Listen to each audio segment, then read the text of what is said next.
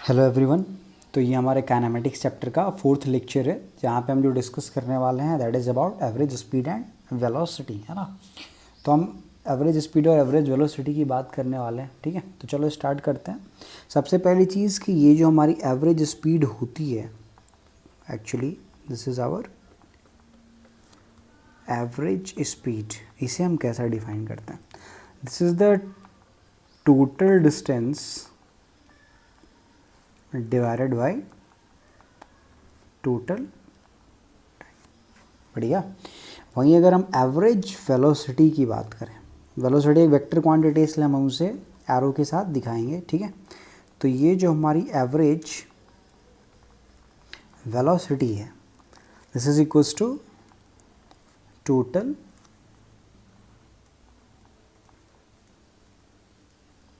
Displacement upon total time. बढ़िया। अगर मैं इसे सिंबॉलिक रूप से दिखाऊं तो देखो, टोटल डिस्टेंस इज सिंपली, मान लो कि this is S1 plus S2 plus S3, है ना, and divided by delta T. Delta T is the time interval. But वही अगर टोटल डिस्प्लेसमेंट की बात करूं तो जैसा कि अपने को पता है कि displacement is nothing but the displacement vector which is final position minus initial position. तो इसे हमें कैसा लिखना है कि this is R final which is final position vector minus initial position vector upon delta T. आप हमेशा इस बात का ध्यान रखें कि this is a vector quantity, है ना, तो ताकि आपको बातें समझ में आए। तो चलो एक छोटा सा एग्जांपल, हम इस एग्जांपल में हम देखेंगे कि एक पार्टिकल है जो x इक्वल्स टू 2 से चलना स्टार्ट होती है एट इक्वल टू 0 सेकेंड, मतलब t इक्वल्स टू 0 सेकेंड पे पार्टिकल 2 पे है, और एग्जैक्टली मान लेते हैं कि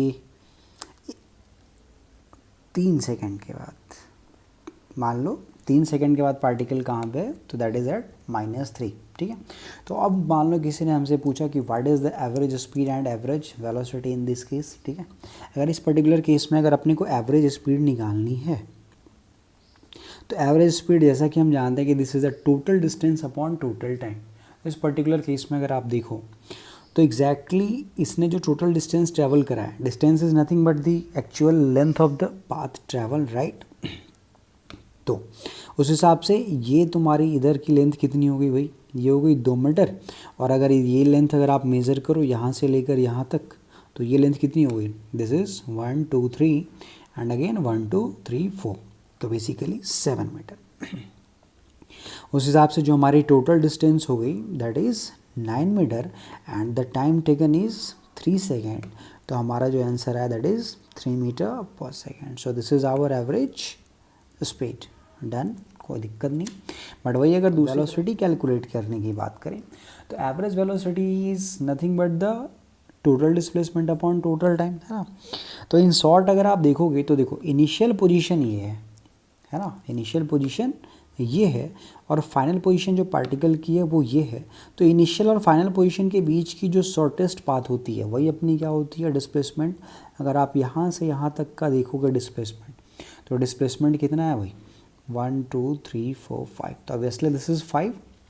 बट इसमें समझने वाली बात ये है कि पार्टिकल किधर से किधर जा रहे हैं, उसकी डिस्प्लेसमेंट किधर है। तो अगर आप देखोगे तो इनिशियली +2 पे और फाइनली -3 पे, मतलब पार्टिकल कुछ तो इधर की तरफ डिस्प्लेस हुई है इन नेगेटिव एक्स डायरेक्शन।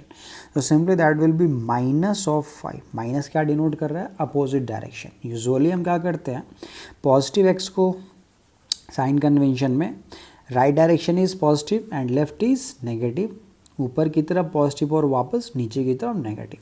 तो पार्टिकल इधर की तरफ जा रही है, कितने unit, 5 units in opposite direction, है ना। तो -5 upon the time interval is 3 second. तो हमारा जो आंसर आया that is -5/3 metre per second. मतलब वेलोसिटी नेगेटिव आ सकती है, बिल्कुल। या फिर दूसरा तरीका ऐसा भी हम कर सकते थे, और जैसा कि मैंने आपको बताया, final position minus initial position upon delta T. तो देखो फाइनल पोजीशन क्या है, फाइनल पोजीशन जो है पार्टिकल की दैट इज़ -3, है ना। तो यहाँ पे है, तो हमने लिखा कि this is -3, this is final position and minus of initial position क्या है, तो दैट इज़ +2। तो यहाँ पे हम क्या लिख सकते हैं कि this is +2 and divided by the time interval which is 3. तो again same answer is coming which is -5/3 metre per second.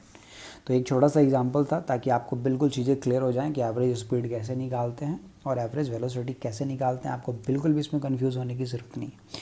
चलो एक और छोटा सा एग्जांपल ले लेते हैं. तो मान लो मैंने आपको बोला कि एक सर्कुलर पाथ है, ठीक है भाई, और ये जो सर्कुलर पाथ है ये इसकी सेंटर है और सपोज कि ये इसकी रेडियस कितनी रह गई, दैट इज़ r, है ना. ये पॉइंट ए है और ये पॉइंट क्या है, बी है. दोनों के दोनों डायमेट्रिकली अपोजिट है, ठीक है. और पार्टिकल ए से चलना स्टार्ट हुई इन एंटी क्लॉकवाइज डायरेक्शन, कुछ इस तरीके से, और वापस वो ए पे आ गई.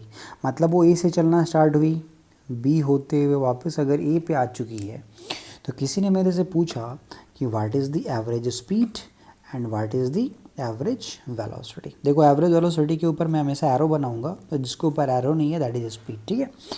Average speed is nothing but total distance upon time, but average velocity is total displacement upon time. हमेशा याद रखें कि डिस्टेंस स्पीड के साथ जाती है और डिस्प्लेसमेंट वेलोसिटी के साथ जाती है, ठीक है. अब अगर इस पर्टिकुलर केस में अगर आप देखो, है ना, तो मान लो कि जब वो ए से बी गई और बी से वापस ए आई, तो इस पूरा एक सर्कल कंप्लीट करने में उसे कितना टाइम लगा है, small T, in small T second. तो basically distance covered is nothing but 2πr और टाइम कितना है भाई, टी, स्मॉल टी. तो basically 2πr upon small T meter per second. ये क्या हो जाएगा, एवरेज स्पीड. बट अगर हम एवरेज वेलोसिटी की बात करें तो वेलोसिटी सुनते के साथ मेरे दिमाग में क्या आना चाहिए, डिस्प्लेसमेंट. मैंने ये पाया कि ए से चल के अगर वापस पार्टिकल ए पे पहुंची है तो ऑब्वियसली उसके पोजीशन में तो कोई चेंज आया ही नहीं, और अगर उसके पोजीशन में कोई चेंज नहीं आया मतलब उसकी डिस्प्लेसमेंट क्या है, ज़ीरो, है ना. तो आपकी एवरेज वेलोसिटी क्या हो जाएगी, 0 मीटर पर सेकेंड. तो मेरे हिसाब से आपको चीज़ें क्लियर हो रही होंगी. एग्जैक्टली एवरेज स्पीड क्या होती है, एवरेज वेलोसिटी क्या होती है, उन्हें हम कैलकुलेट कैसे करते हैं. बस अपने को याद रखना है स्पीड के साथ डिस्टेंस, वेलोसिटी के साथ डिस्प्लेसमेंट. पहली बात तो एग्जैक्टली एवरेज और इंस्टेंट में क्या डिफरेंस है वो मैंने आपको लास्ट लेक्चर में बताया. इंस्टेंट का मतलब होता है कि that is at a particular instant, ठीक है. और इसे हम दिखा कैसे रहे होते हैं, तो दिस इज सिंपली v. इसे आप या तो ऐसा दिखा सकते हो ds अपॉन dt. अब ये ds अपॉन dt कैसे आया, वो मैथमेटिकल टर्म है जो कैलकुलेशन में आपने पढ़ा होगा. बट फिलहाल v equals to ds. d का भी मतलब चेंज होता है, जैसे डेल्टा का मतलब चेंज होता है वैसे ही एग्जैक्टली d का भी मतलब क्या होता है, चेंज ही होता है. तो v equals to ds upon dt, या फिर हम इसे ऐसा ही बोल सकते हैं कि this is dr upon dt, बराबर है. तो दिस इज़ आवर फॉर्मूला. आपको कोई डाउट है तो बिल्कुल कमेंट सेक्शन में जाके कमेंट करें. Thank you.